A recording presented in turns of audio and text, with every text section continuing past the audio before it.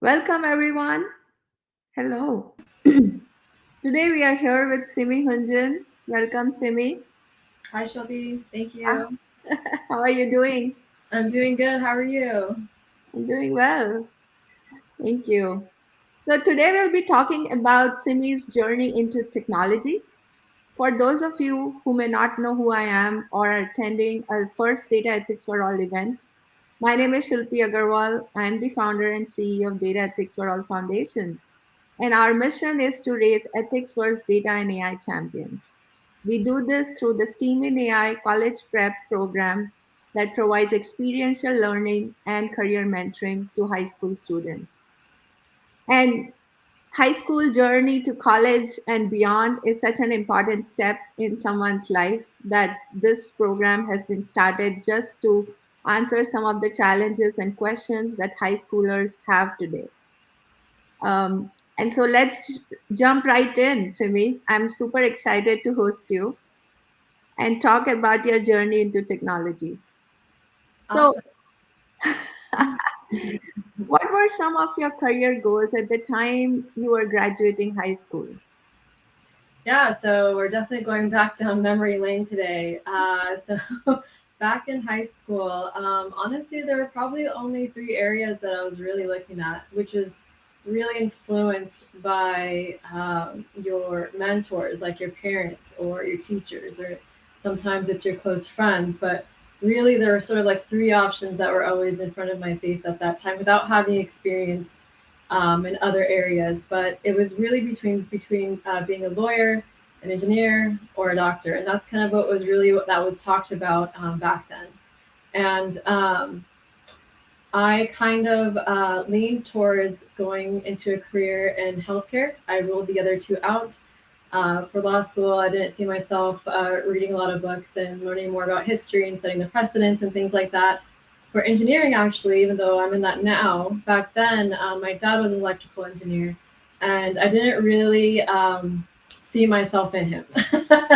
Yeah. It wasn't really something that I saw myself doing. And also, at the time, when you're being explained these different paths in engineering, the words and everything and terminology is so confusing. You're just like, this is not for me. And so I leaned more into the healthcare side because I could relate to it. And I chose to go down through the dental path. And I had great experiences, fortunately, with dentists growing up, and I could understand what that profession meant. I could relate to it, I could understand it. And so that's kind of the direction that I started out of high school with the options that I was aware of at the time.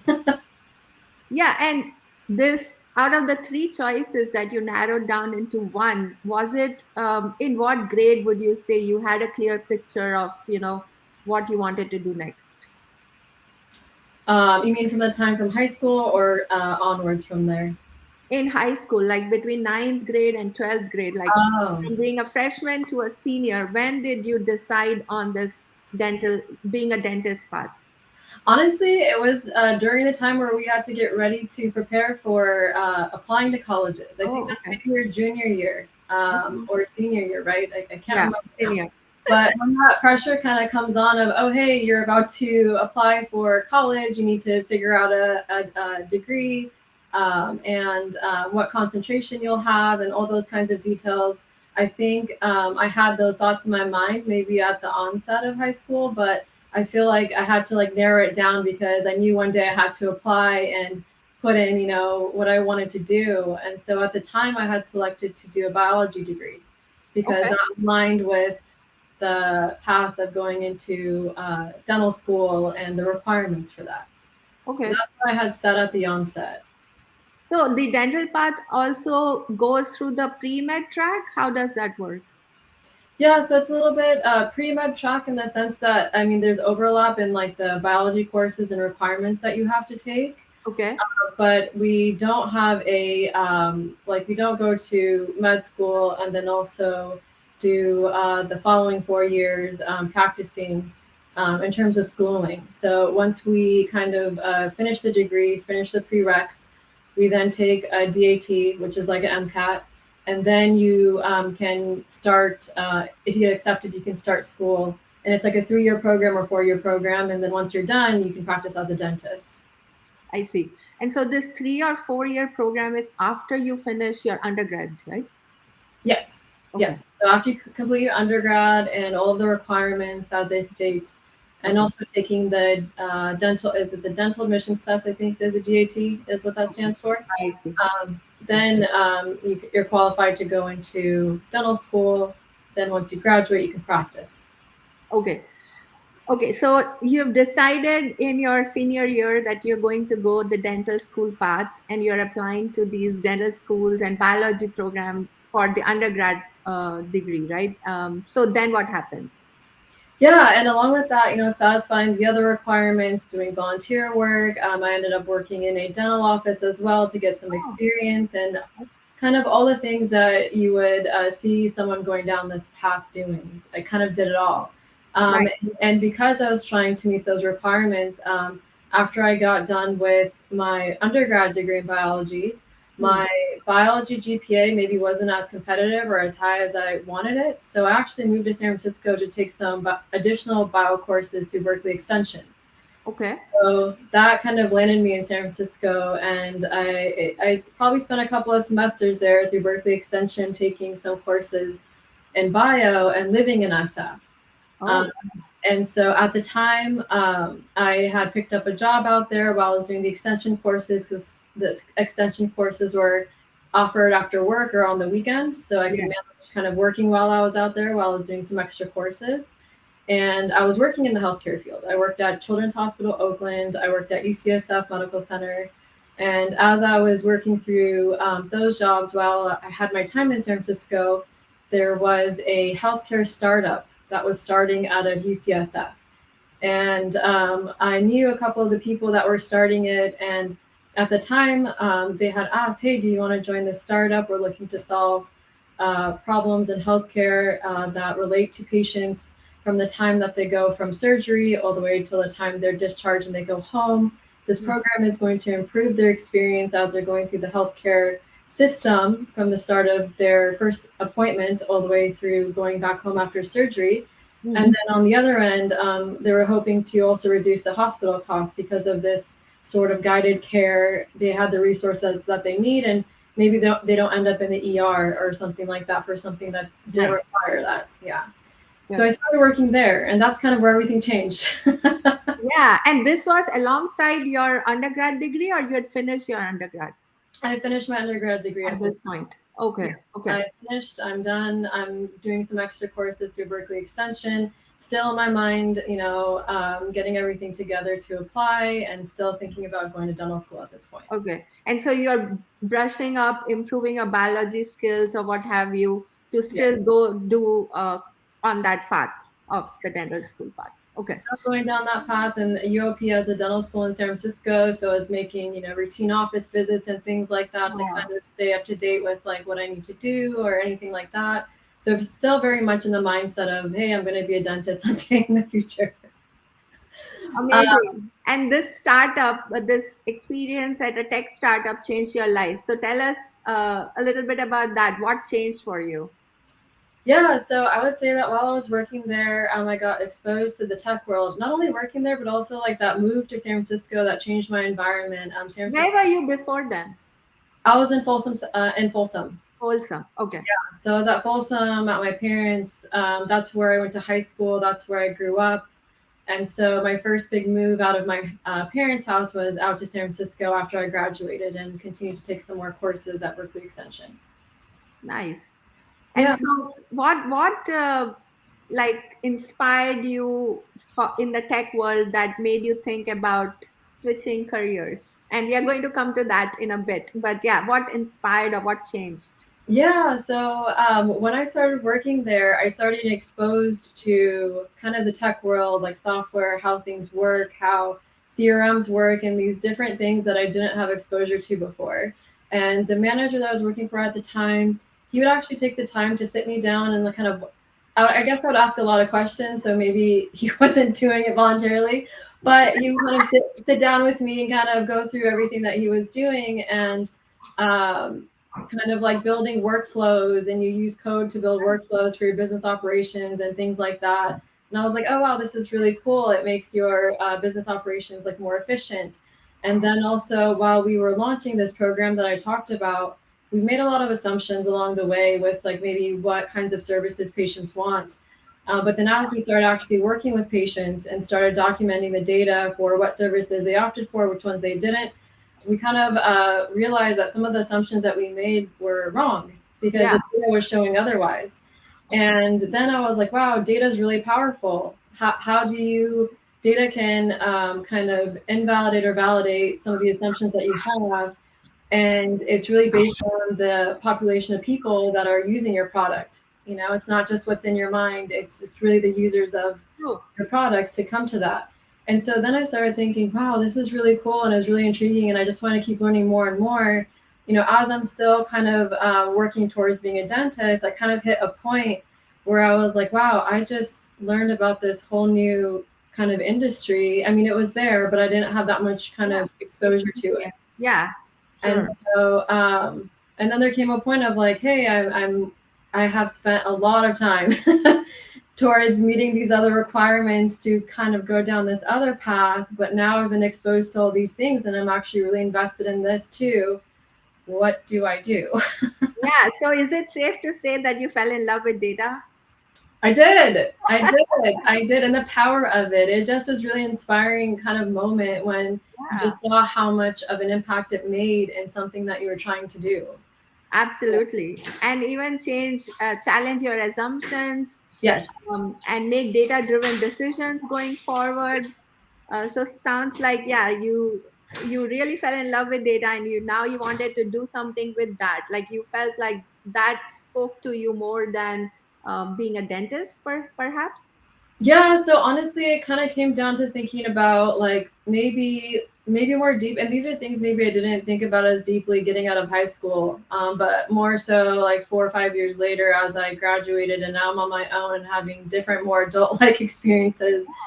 I kind of started thinking more about like maybe interests, yes, and then also like lifestyle choices, maybe. If you're a dentist, you have to be in the office. You don't have an option to work from home.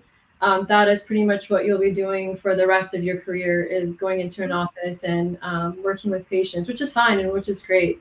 Yeah, I think it's a great lifestyle. yeah, On the other hand, if you're working in tech, you have a little bit of different options. Like, yes, you can go into the office, but in tech, you can also work from the comfort of your home right. and just kind of looking at the different sort of lifestyle choices between the two career paths. And I don't know, I think being in San Francisco and having that experience, I kind of drew more to the tech side after that experience versus continuing on the path like going through dental school. Yeah, And, you know, switching career paths is a challenge in itself because you've already committed so many years yeah, of time and resources kind of pursuing that dream only to stop and say, maybe yeah. this isn't it for me. There's this other thing that keeps kind of popping into my mind. Yeah, that's my segue into this. So it feels like you had a tech calling, and now you've decided you're on this crossroads. You're thinking about whether I should continue on this dental school path, or should I shift gears and choose a career in tech and pursue something perhaps in data science or artificial intelligence. And yes, there's all this mental thoughts that you go through, disappointment and the investment of time, resources, all these years of your life, and all your mentors, parental figures in life, whether to disappoint, how do you break the news to them, right? So, Yeah. uh, no, I can totally imagine. So, what was their reaction for the most? How did you break the ice? How did you tell them that this is what you want to do? Were you scared to share that? How did you break it? What was their reaction? Yeah, no, it was very nerve wracking to have that conversation because all your peers, your parents, your friends, honestly, everybody around you knows that you've been on this path and you've been dedicated to this path. True. And having that conversation, whether it's your parents, your friends, I mean, whoever around you that you True. consider close and has influenced your life Yeah. and are watching you kind of grow that way to come back and say, hey, actually, I think I'm going to try something else. And it's Yeah. not always something else that they're familiar with, it's something else that they can't understand or really relate to or know, which becomes even more challenging because I think if your parents don't know, or if your mentors or other friends or your teachers don't really understand like what this career path is and what it means, they're almost wanting to kind of push you to stay in the path that you're in versus encourage you to jump ship Discourage. and Yeah. kind of take lead in something new. True. True. So, is And that what happened with you as well? yeah, I think that I think initially kind of like embarking on this like new journey in tech, there was mixed feelings because Yeah. people didn't really understand. I actually decided to do my master's in data science as like a segue into tech, and Yeah. using the word data science 4 or 5 years ago, it was still relatively new, and people didn't know what that meant. Yeah. It was like, okay, she's changing it to something, but we don't really know like We don't know that yet. that means, you don't know what that entails. And then, your parents, they just want you to be successful, and you're True. telling them about something that they don't understand, and they want you to just kind of stay in line with what you're doing because you've spent so much time already, and they've set those expectations with their friends, and they're having to think about, well, now I need to go tell my friends you're doing something else. Oh my God, what will society say? Exactly, because they've already set these expectations. And, to be honest, I think I just had to persevere, and I just had to Wow. stay on the track for what I believed was going to provide the future that I was looking for. Kudos to And you for, yeah, it was hard because you kind of feel like you don't always have that support when when you're making that shift. very hard, very hard. It is the most difficult decision that you would probably have had to make in your life. But you did it. And so, what was the journey into the master? So, then did you apply to many data science programs nationwide? How did that work? Yeah, so I was trying to figure out because I was like, okay, I've done everything related to healthcare, everything related to bio, even my jobs are all around the healthcare industry, not from a tech perspective, but like from a patient care perspective and things like that. So I was like, I can't just jump into like a tech career with what I have Yeah. because I don't have the experience in the way that the resume would describe, So, someone that's maybe it's desirable. not linear. It's not a linear path to tech that your resume would tell. Exactly. And so, because of my experience at that startup, and I realized how much Yeah. power data have, that's what drove me to like, okay, wait, what in tech is related to data that I can do because I already know this is something that I want to kind of stay within. And so that's how I found the data science programs. And I did apply to a couple of data science programs, but because I was in SF, I did my data science program through UOP. And again, I kind of built my relationships there, and then I ended up doing their program. So Nice. I stayed in SF, and I moved to SF to finish my prerequisites for dental school, but then I stayed in SF and completed my master's in tech in data science. And so it kind of all changed when I went over there. Amazing. Okay. You have graduated from your master's program in data science. Did you get recruited right away into technology? Was it through campus interviews? How was your first? What obstacles did you face as you were breaking into technology?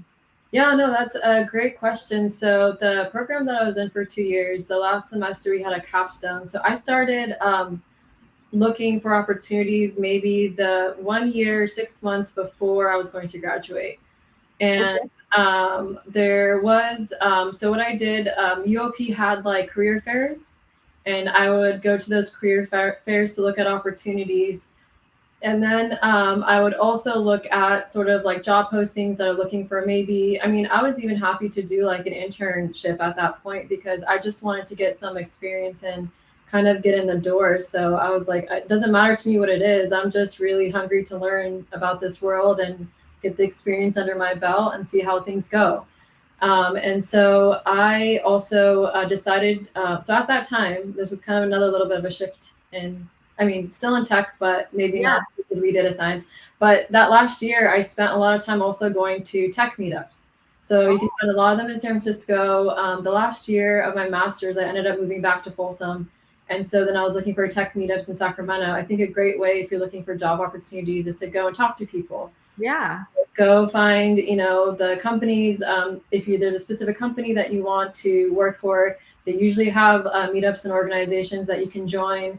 But really just networking, talking to people can really help you when you're kind of in that transition from like graduating from college and then pursuing your job after that. And so I actually landed, I wanted to learn about Bitcoin and blockchain because that last year of my program, I kept hearing about it. It really wasn't going away. So then I just decided to go to a meetup in Sacramento because I was back home at the time and go learn about that. And then I was just like talking to people, going to meetups, and really just trying to actually focus on the technology. I didn't care about the coins. I didn't care. I did try to invest in some coins back then to learn what that process was because people were talking about it. But my Yeah. primary focus was really to like, well, what is this technology? Why is this different than existing technologies? And how does this apply to like maybe the future of where I'm going? And I Yeah. ended up meeting the person that hired me into the company that I worked for like in 2018. And so You met that person at that the blockchain meetup. I did, yeah, I did. And even Amazing. then, I didn't have. I was kind of bugging him about, hey, I just want to learn this technology. I had no actually foresight to think that like, oh, I'm trying to work at this company or anything like that. Wow. But it was more of like, I just want to learn about the technology. Just give me some time or some experience doing something with this technology so I can build a deeper understanding of what it means. And then later on, when he was hiring for his team, he was like, hey, we have a position open, which is a couple months before I ended my program. So I met him in January. Then by March, he was hiring for his team and was like, hey, do you want to join? So that's kind of how that opportunity came about. Wow. Such an amazing story, Simi. I'm so proud of you. Thank you. Thank you for letting me share this today with everybody. Yeah, and for those of you who don't know, Simi and I met at another blockchain event last year, correct? Yeah. Yeah, and since then we have been in touch. I've been so inspired and in awe with Simi and the way she thinks, and we've been good friends and we've been in touch. Yeah, so I'm really amazed with what you have done and how you've broken into and created your own path for technology and a career in tech. So final question for you. I know we could keep on talking. I just love talking to you. I'm sure our audience has a lot of questions as well, like the nitty gritty of what all APs did you take, or what all, there's just so much we can get into. Um, but what would you recommend for someone who wants to pivot into technology? Yes, I would say find something that inspires you in tech and use that as your theme to push your learning forward. So let's say if you're interested in data science or if you're interested in software engineering or something, whatever it is for you, you want to build an application, a web application, you want to use data to find meaningful insights, like whatever it is that's inspiring you, kind of hold on to that thought in tech and then sort of cultivate your experiences around that, meaning like you can go to all these educational websites like Udemy, Code Academy, and all these things where there's tons of free content and Yeah. also paid content as well to learn these different technologies and build your portfolio around that. So let's say you want to be a web developer. You can go learn web development, create a portfolio on GitHub, put your projects on there, and that can demonstrate your experience and knowledge and expertise in a certain field in tech. That's a really great advice, Simi, because I've seen so many resumes of, really great candidates, but all they have is like certification, theoretical knowledge on their resume. Like they've passed certifications and they've done courses and they have the degree, but when it comes to a portfolio or like things that they've worked on, and you learn so much through actual doing the work, right? With actual experience, that's completely missing in some of those. So I think that's really great advice. Build your portfolio, even do some small projects for yourself to like get your hands dirty into how things work, whether it's for data or artificial intelligence or any other building and web app. And of course our steam in AI program. And yeah, so let me ask you, this is great for somebody who's graduated and now looking into a career in tech, but even for high school students, they could start with a small tech project on their own, or join a program like steam in AI. So, given like your story on how were, you knew only three career paths when you were in high school, what advice would you give to a high schooler who is thinking of careers in tech or careers in general and applying to colleges? What can they do to explore different career paths that exist today? Yeah, no, that's a great question. I would look to the community to see if there's events and things that you can get involved in to get more exposure. I think the more exposure that you have to these different careers early on, these different career Yes. paths, will give you a better opportunity to maybe figure out like what you like and what you don't like, and help you narrow it down like even further. When you have like limited options like presented to you, then you kind of pick one of those, but you're not exposed to everything. So I would look to community, and honestly, there might be company events and other things like that in your neighborhood that are they're hosting for students, high school students, and just try to get engaged and learn about it. Learn about anything that like kind of you're wondering about and inspires you. Whether it's could be in tech, it could be in art, it could be in any of those areas, and just try to see if you can gain some more experience around that. Yeah, and I would say also great advice, Simi. And I would add to that, like talk to professionals, different professionals in the field. Even if they are remotely, even if you're remotely interested in that career path, just talk to them. Ask them questions, what that career looks like, what do they do on an everyday basis, what inspires them, why did they choose this career, what do they like about it today, what advice would they give to someone, what does a career in that field look in 5 years or 10 years. Those are the questions. Like, have at least a bank of questions to go talk to different people, shadow them, talk to them. Simi said, join communities and events. Data Ethics for All has a great community of data and AI leaders across the globe.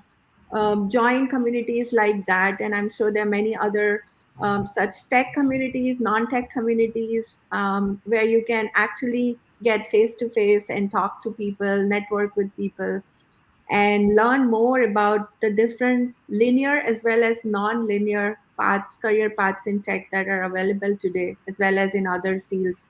There's just so much has changed over the years, and now there are just so many options available for you. So take advantage of them. It's okay to change career paths, as Simi did. It's also better if you can figure out a path that you love, and do your homework before you get into something. So, with that, I want to thank Simi for her time today. Great advice, Simi. Of course, thank you so much. And maybe just one little note before we end Yes, this please. is if you're in high school, you can honestly start your tech career in high school.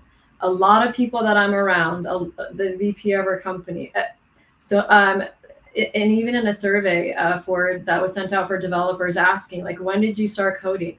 A lot of them started in high school. A lot of them. So if tech is something that you're looking for, you can honestly get started in high school. You don't need to wait till college. You don't need to wait, for some time later. You can actually start in college, start building sorry, in high school and start building your portfolios. 100% agree with that advice. Not just depend on AP, principles of ComSci or AP ComSci, but go do some simple projects by yourself. build a portfolio on GitHub, participate or join programs like the STEAM in AI career college prep program, where you actually get to work with a mentor on a project of your choice. Do things like that, and that will set you up. Start a LinkedIn profile as soon as you're of legal age, and it is you can legally create a LinkedIn profile. Start building your network. All those things go very long way into building a great career ahead. So And with that, go ahead, Sumi. sorry, I was going to say one more thing. You can also join hackathons. And I don't know if Yes. you're familiar with hackathons, but they're basically groups of students that get together. There's prompts from sponsors and organizations to build some kind of application. And you can go there. You don't need to know anything, or maybe you know a skill and you can contribute your skill. But that's also a great place to sort of network and learn from other people and understand, what some of these things in tech mean. Yeah, again, great point, Simi. And it's not only, hackathons are not only for tech champions. They are also for people. You can come with different diverse skill set, and you can still contribute to being a part of the team. You may be great at UX design, or you may be good at vision or strategy, and you may be good at the writing the algo or the actual code. So depending on what you are good at, um, you can actually contribute to a hackathon and start their great advice, as usual, Sumi. So thank you everyone for joining us. I hope you found this talk useful and some great takeaways that you can implement and start today. And again, Simi, I want to thank you for your time. Take care, everyone. Thank you. Thank Bye you, bye. Shilpi. Bye, everybody.